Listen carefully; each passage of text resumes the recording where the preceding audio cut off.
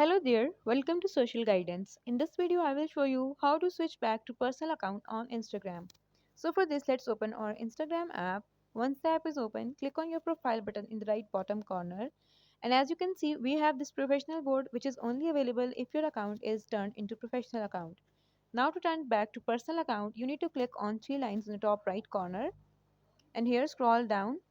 So here under for professionals, you will find creator tools and controls. Click on it and there you need to scroll down and click on switch account type, and here you need to switch to personal account. Click on it and again click on switch to personal account. Here it will take few seconds and then your account will be switched to personal account. As you can see, we also have notification. Now if I go to my profile, so we don't have professional dashboard here. That's mean we have our personal account back.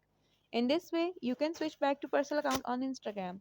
If this video helped you, leave a like on the video and make sure to subscribe our channel. Thank you for watching. Bye.